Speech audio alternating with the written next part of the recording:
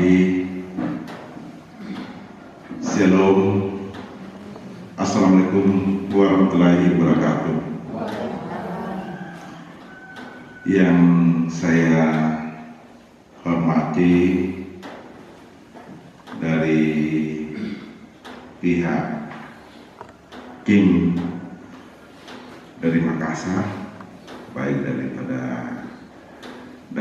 Unhas ya, Politenik Pangkep, dengan dari ya Pak Opir, rekan saya yang saya sangat idolakan walaupun hanya secara online, terus dari BBIP, terus tim daripada Kopinta dan teman-teman media, terus istimewa mantan pacar saya yang setia bagi saya, dan juga anak tercinta saya Evita. Karena ini anak saya sengaja angkat juga, kebetulan juga di Makassar, jadi saya jalan, dan tim JRM yang setia dampingi saya. Ada satu kebanggaan bagi saya, dan saya sangat terharu dan terpanggil bahas mengenai namanya kopi. Kenapa? Karena kopi Toraja ini sendiri sudah berpuluh-puluh tahun dikenal secara mendunia bahwa kotor ini luar biasa. Kami masih kuliah juga dulu sudah selalu bilang kotor kopi Toraja, dan sudah bukan hanya secara regional, bukan hanya secara nasional, tapi sudah mendunia. Tetapi pertanyaan bagi saya selalu bahwa kopi Toraja ini sudah dikenal secara dunia, dan pengusaha-pengusaha kopi Toraja, kopi ini sendiri mungkin sudah banyak yang jadi konglomerat. Tapi yang jadi pertanyaan, sudah berapa banyak orang Toraja yang sejahtera daripada sebagai petani kopi? Ini jadi pertanyaan juga. Yang kedua, berapa besar sekarang PAD yang dihasilkan Toraja daripada kopi? Ini juga satu pertanyaan. Kalau memang kita katakan bahwa masih sangat rendah, berarti ada kesalahannya. Di mana kesalahannya? Perlu kita duduk bersama-sama antara pemerintah, pengusaha kopi, dan petani kopi. Mulai dari hulu ke hilirnya harus kita sama-sama pelajari baik-baik. Kenapa sampai ini terjadi? Kenapa sampai Toraja ini sendiri belum menikmati namanya kesejahteraan daripada petani kopi? Nah, kehadiran yang diprakarsai oleh Bung Opir Sumbule ini sendiri dan didukung oleh teman-teman daripada Politenik Pangkep dan juga daripada pihak kementerian. Tadi saya dengar bahwa sejak tahun 2016. Tapi kalau saya lihat dari 2016 sampai 2021 ini sendiri, berarti sudah masuk dalam 5 tahun. Tapi ya saya minta maaf saja bahwa kok masih begini-begini saja. Berarti ada kesalahan juga yang terjadi. Kenapa? Apakah pemerintah daerah tidak melihat bahwa ini merupakan suatu income ke depan? Terus yang kedua, apakah pemerintah provinsi selama ini juga sudah menganggap bahwa ini merupakan suatu income? Kalau ini belum, bolehkah kita bergandengan tangan untuk memperjuangkan dan mengetuk hati daripada pemerintah daerah Kabupaten Tanah Toraja dan juga pemerintah provinsi, kita ketuk hatinya mereka Mari kita duduk bersama-sama memikirkan ini, karena kita yakin bahwa Kopi Toraja ini akan menjanjikan berlian yang begitu indah ke depan untuk anak cucu kita dan untuk daerah yang sama-sama kita cintai. Kopi Toraja sendiri dikaitkan dengan karakteristik wilayah Toraja yang kita sudah kenal dan diakui secara dunia juga, bahwa Toraja ini sebagai daerah tujuan wisata. Ada satu entry point lagi yang kita harus fokus di situ, bahwa bagaimana perkebunan kopi ini sendiri bisa menjadi agrowisata daripada Toraja ke depan, mulai melihat daripada tingkat pembibitannya sampai pengolahannya. Ini yang kita harus pikirkan juga ke depan, supaya nilai tambah daripada ekonominya, daripada perkebunan dan pengolahan kopi ini akan ada nilainya lagi. Saya juga dengar daripada Bung Opil mengatakan bahwa Bung Opil mempunyai cita-cita mulia bahwa Kopita ini sendiri akan jadi pusat penelitian depan. Sehingga ini yang harus kita buatkan suatu catatan tersendiri, bahwa Kopita ini akan mempunyai tujuan yang mulia ke depan. Nah, bagaimana caranya? Tidak mungkin Bung Opil mampu berjalan seorang diri. Tidak mungkin koperasi produsen petani kopi Toraja ini sendiri mampu berjalan sendiri. Tapi harus kita bergandengan tangan, bagikan sapu lidi. Kalau kita bergandengan tangan semua elemen daripada petani, pengelola koperasi dan pemerintah, dan juga pengusaha-pengusaha lainnya nantinya, kalau kita bergandengan tangan, saya yakin ini merupakan suatu kekuatan yang besar. Saya secara pribadi anggota DPR provinsi. Saya ini adalah masyarakat Tanah Toraja, khususnya Kecamatan dan Batu Silanang, sudah memberikan kepercayaan kepada saya juga sebagai anggota DPR. Berarti tumpuan dan harapan daripada masyarakat dan Batu Silanang ada di pundak saya, karena saya sebagai jembatan penghubung antara kebutuhan masyarakat dan juga daripada kebijakan yang akan diturunkan daripada pemerintah, walaupun DPR bukan sebagai pengambil kebijakan. DPR hanya setempat memperjuangkan hak-hak keseluruhan daripada masyarakat, hak-hak daripada apa yang dibutuhkan daripada daerah.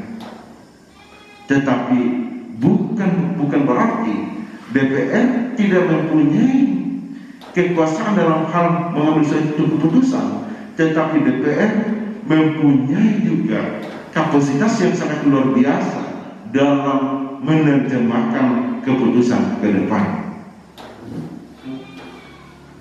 Apalah artinya saya duduk di DPR provinsi kalau saya tidak bisa memperjuangkan daerah ini, terutama Kopita. Percuma saya datang duduk di sini depan Bapak Ibu dan saudara-saudara sekalian kalau saya tidak mempunyai kemampuan untuk memperjuangkan. Minimal kalau Tuhan kehendaki mungkin di dana perubahan nanti, tapi paling pasti di dana tahun 2022 saya pasti berbuat sesuatu untuk daerah, untuk Kopita ini. Amin. Saya sudah sampaikan kepada Bung Opil bahwa Bung, bolehkah jangan terlalu muluk dulu. Buatkan saya proposal, tetapi buatkan saya matriksnya. Mana yang diturunkan kebijakan nanti daripada daerah Kabupaten Tanah Toraja, mana yang bisa diturunkan daripada kebijakan daripada provinsi, dan mana yang bisa diturunkan daripada pusat. Sehingga kita lihat di sini nantinya bahwa oh inilah gawainya provinsi nantinya. Saya bilang minimal kasih maksimal 1 miliar dulu. Apa yang saya bisa perbuat di situ? Kalau umpamanya 1 miliar, minimal kalau memang kemarin Pak PLT Gubernur tidak bisa bantu, saya punya kapasitas juga di situ, namanya dana aspirasi saya bisa turunkan. Saya turunkan di sini karena saya melihat, kenapa sampai katakan saya ada niat yang suci ini sendiri, karena saya mempunyai keyakinan bahwa Kopinta ini akan memberikan satu harapan yang segar kepada petani-petani kopi. Bagaimana memberikan harapan segar? Bagaimana kita memberikan rangsangan kepada petani kopi ini sendiri, sehingga mereka semakin giat untuk menanam kopi dan mengelola dan sampai diproduksi nanti, sehingga Kopinta ini sendiri akan semakin besar. Kopinta semakin besar berarti mampu lagi membuka lapangan pekerjaan baru kepada masyarakat sekitar sini. Membuka lapangan pekerjaan baru berarti Gandang Batu Singanan akan semakin sejahtera daerahnya. Karena sini nilai produksinya semakin tinggi, berarti akan menambah PAD untuk Tanah Toraja maupun Provinsi Sulawesi Selatan ke depan. Saya punya keyakinan. Nah, kalau ini kita bisa lakukan, saya sudah sampaikan kemarin kepada Bung Gopir, tolong saya dibuatkan proposal cepat. Saya tiba di Makassar, kalau bisa saya sudah dapat proposalnya. Setelah itu saya langsung ke Pak PLT Gubernur untuk diskusikan sama beliau, karena kebetulan saya cukup dekat sama beliau. Nah, apalagi saya dengar tadi daripada pengelola Kopinta ini sendiri sudah menyatakan bahwa Pak Amran Sulaiman ini bahagian daripada pemapasan daripada ini Kopinta. Saya sisa bumbu-bumbu sedikit, jual obat sedikit sama adindanya, bahwa yang kau permalukan kopi yang kakak dulu. Bagaimana kau bisa teruskan ini perjuangan kopi yang kakak, sehingga dia akan turunkan kebijakan. Ini yang sangat gampang, sehingga itu yang saya minta Bung Gopir nanti masukkanlah sejarah daripada Kopinta ini sendiri, sehingga nanti ini kita pakai mengetuk hati daripada Pak PLT. Yang kedua, saya minta juga kepada pengurus Kopinta ini sendiri memperbanyak juga komunikasi dengan pemerintah daerah. Kemarin saya sudah bicara dengan Pak Wakil Bupati Tanah Toraja dan juga Pak Bupati. Hanya jujur juga kita harus maklumi, jangan kecil hati daripada Kopinta dan teman-teman dari ini, bahwa kenapa pemerintah daerah tidak hadir. Mereka katakan begini, Pak Dewan, tolong dipahami kami. Kami yang membuat aturan bahwa PPKM, kami sudah menandatangani instruksi ini. Terus kami hadir nanti di situ, seakan-akan kami menjilat ludah kami lagi. Tetapi apapun harapan daripada Kopinta ke depan, pemerintah daerah Tanah Toraja siap membangun kerjasama. Pemerintah Tanah Toraja siap membantu Kopinta, dengan catatan kita perlu komunikasi. Kalau pengurus Kopinta mengatakan bahwa bagaimana caranya, saya menyatakan saya siap dampingi, karena apapun alasannya saya juga mempunyai kontribusi yang besar sehingga Bupati Tanah Toraja dan ini terpilih. Ada niat suci saya. Siapapun orang Toraja pasti mengakui bahwa saya mempunyai kontribusi besar sehingga mereka terpilih. Sehingga saya wajib juga untuk mengawal kebijakan-kebijakan beliau. Dan salah satu kebijakan yang harus diturunkan adalah untuk Kopinta. Apakah Kopinta nanti ini akan kerjasama dengan perusahaan daerah di sini atau bagaimana? Nanti kita melihat instrumennya. Kita mendahului, kita lihat instrumennya dulu, karena pemerintah mengacu juga dengan aturan perundang-undangan. Ini yang saya katakan. Terus yang kedua, ketika yang akan dibangun komunikasi dengan provinsi. Tadi Ibu sudah menyampaikan keluh kesahnya sedikit kepada apa yang disampaikan oleh Dinas Perdagangan dan Perindustrian dari provinsi.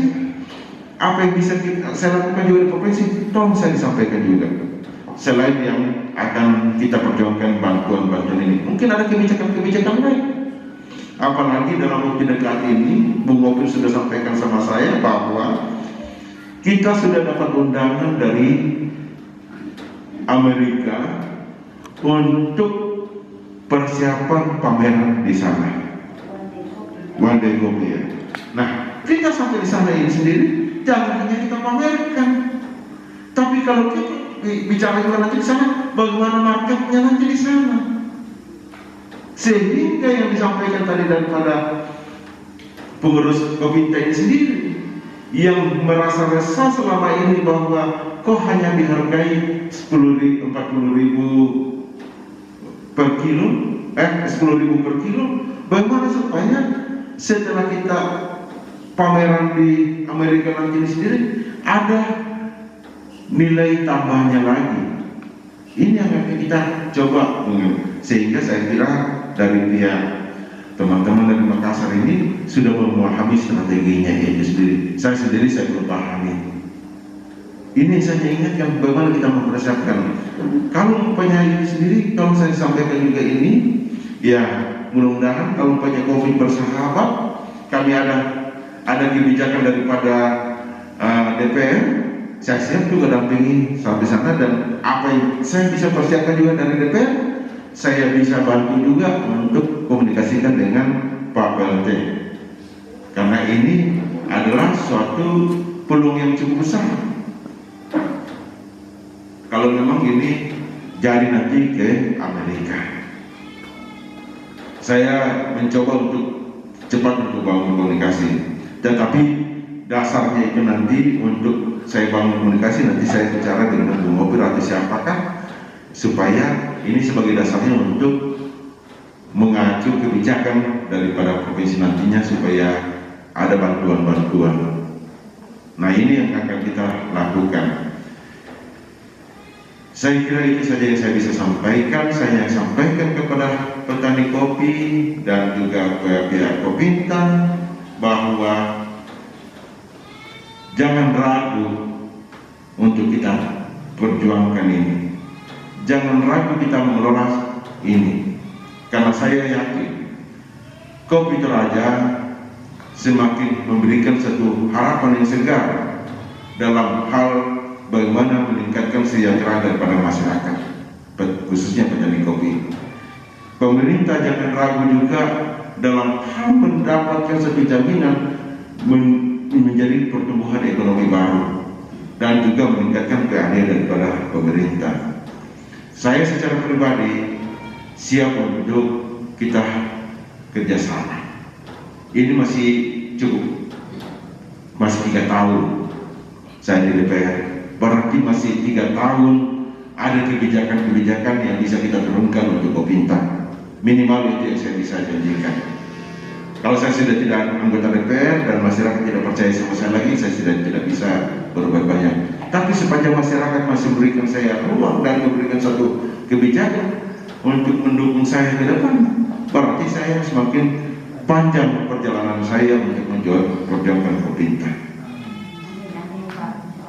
Saya sebagai manusia biasa juga banyak kekurangan, Pak, karena saya juga manusia yang penuh dengan kekurangan, penuh dengan keterbatasan. Tapi saya bangga ketua Kopinta ini adalah tetangga saya di kilometer 7. Saya bangga, berarti memperpendek komunikasi kita untuk bagaimana kita pikirkan secara maksimal ini sendiri. Apalagi kalau umpamanya ada strategi-strategi dalam bisnis, karena saya juga latar belakang sebagai pengusaha. Kalau memang ada ruang yang nanti kita kembangkan dan saya saya siap juga untuk ambil bagian di dalamnya.